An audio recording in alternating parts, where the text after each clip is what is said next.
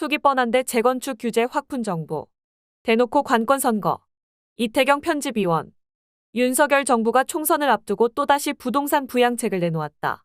재건축과 재개발 관련 시장 정상화 조치에 대한 무제한에 가까운 규제 완화.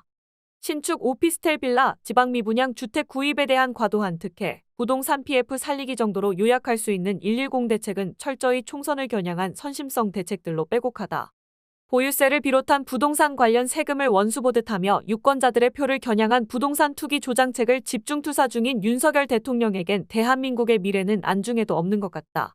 윤석열 정부가 10일 국민 주거 안정을 위한 주택 공급 확대 및 건설 경기 보완 방안을 발표했다. 이 방안은 크게 도심 공급 확대, 다양한 유형의 주택 공급 확대, 신도시 등 공공주택 공급, 건설 경기 활력 회복으로 구성돼 있다.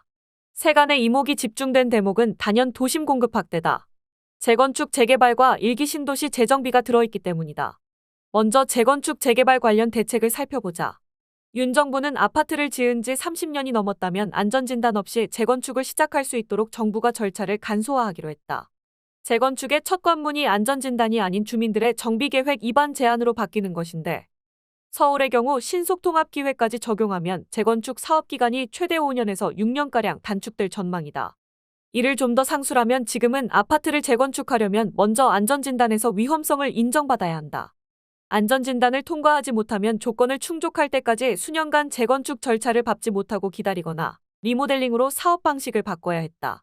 앞으로는 안전진단을 통과하지 않아도 정비계획 수립과 추진위원회 구성, 조합 설립 등 재건축 절차를 진행할 수 있도록 한다.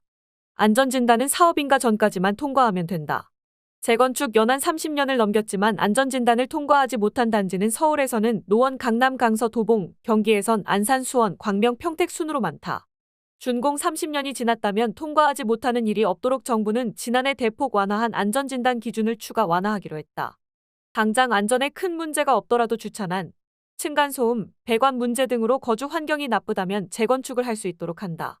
이름은 안전진단이지만 생활환경진단이 되는 셈이다. 사실상 안전진단을 폐지하는 것이다. 정부는 이와 함께 재건축 조합 설립 시기를 앞당겨 사업기간을 단축한다. 지금은 안전진단, 정비계획 위반 제한, 정비구역 지정 및 정비계획 수립, 추진위 구성, 조합 신청, 조합 설립, 사업인가 순으로 한 단계씩 절차를 밟아 재건축이 이뤄진다. 앞으로는 정비구역으로 지정되지 않았더라도 아파트 준공 30년이 지났다면 바로 추진위를 구성하고 조합 설립을 신청할 수 있도록 한다. 안전진단과 정비구역 지정, 조합 설립 추진 등 여러 단계를 한꺼번에 밟아도 되는 것이다. 국토부는 통상 안전진단에 1년, 추진위 구성부터 조합 설립까지 2년이 걸리는 점을 고려하면 평균 13년가량 걸리는 사업기간을 이른바 재건축 패스트트랙으로 3년가량 줄일 수 있을 것으로 보고 있다. 신통기획을 적용하는 서울 내 단지는 5년에서 6년 단축이 가능하다. 다만 재건축 절차 조정을 위해선 도시정비법을 개정해야 한다. 국회의 입법사항이란 뜻이다. 윤 정부는 재개발 대책도 내놓았다. 지금은 30년 넘은 건물이 전체의 3분의 2 이상이어야 노후도 요건을 충족해 재개발 절차를 시작할 수 있는데 이를 60%로 완화한다.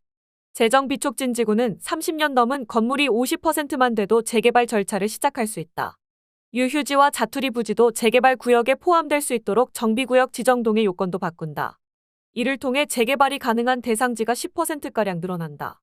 재건축 재개발 조합 설립 때는 공공성 확보 여부 등을 심사해 정부 기금에서 초기 사업비를 구역당 50억 원까지 융자해준다.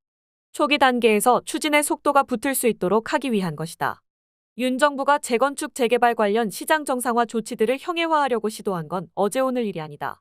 110 대책에 포함된 재건축 재개발 관련 대책은 총선을 앞둔 시장 정상화 조치 형해화의 종합한 정도로 이해하면 될 듯 싶다. 윤 정부는 일기 신도시에도 눈독을 들이고 있다. 윤 정부는 일기 신도시와 관련해 올해 안에 재건축을 가장 먼저 추진할 선도지구를 분당, 일산, 중동, 평촌 3분에서 각각 한 곳 이상 지정한다. 윤 대통령 임기 내 선도지구에서 첫 착공을 하고 2030년 첫 입주를 목표로 잡았다. 일기 신도시 등 노후계획도시 정비를 위해 12조 원 규모의 미래도시 펀드를 조성하고 전용 보증상품을 출시해 자금 조달을 지원한다. 윤 정부는 또 강력한 수요 요인 대책도 발표했다. 올해와 내년 2년간 신축된 빌라, 오피스텔 등 소형주택을 구입하면 취득세, 양도세, 종합부동산세 산정 때 주택수에서 제외하는 특례를 주겠다는 것이다. 대상은 수도권 6억 원, 지방 3억 원 이하 다가구 다세대 주택, 도시형 생활주택, 주거용 오피스텔이다. 아파트는 제외된다. 다만 1가구 1주택자가 소형 신축주택을 추가로 매입할 때는 양도세, 종부세 1가구 1주택 특례를 적용받을 수 없다. 또한 지방의 준공 후 미분양 주택을 구입할 경우에도 세제 산정 때 주택수에서 제외한다. 85제곱미터, 6억 원 이하 주택이 대상이다. 준공 후 미분양 주택의 경우 소형 주택과 달리 1가구 1주택자가 구입할 때도 양도세, 종부세 특례를 적용받을 수 있다. 정부가 나서서 시민들에게 주택을 투기 목적으로 매수하라고 특혜를 주는 셈인데 어처구니가 없을 따름이다. 부동산 PF 대책도 포함됐다. 윤 정부는 부동산 PF 사업이 안정적으로 추진될 수 있도록 건설사 자금 흐름 개선과 사업장별 재구조화 정상화도 지원하기로 했다. 이를 위해 정부는 우선 25조 원 규모의 공적 PF 대출 보증 25조 원을 차질 없이 공급한다. 또 주택도시모증공사 PF 대출 대환 보증을 발급해 높은 이율의 대출을 저금리 대출로 대환할 수 있도록 돕는다. 나아가 시행사와 대출기관 간 정보 비대칭 해소를 위한 보증기관 상설협의체를 구성하고 PF 관련 정보를 주택 관련 단체에 제공한다. 이와 함께 정부는 준공기한이 지난 시공사에 대해서는 책임 분담을 전제로 대주단 협약을 통해 시공사의 채무 인수 시점 연장을 독려하고 정상 사업장에 대해서는 적시 유동성 공급과 과도한 수수료 책정을 시정할 방침이다. 건설사 보증 PF 자산 유동화 기업어음에 대한 대출 전환 확대 등도 추진한다. 이와 함께 PF 대출 시 건설사의 책임 준공 의무에 대한 이행보증 확대와 비주택 PF 보증 도입 확대, 자금난을 겪는 건설사에 대한 특별융자 확대 등의 조치도 취할 예정이다.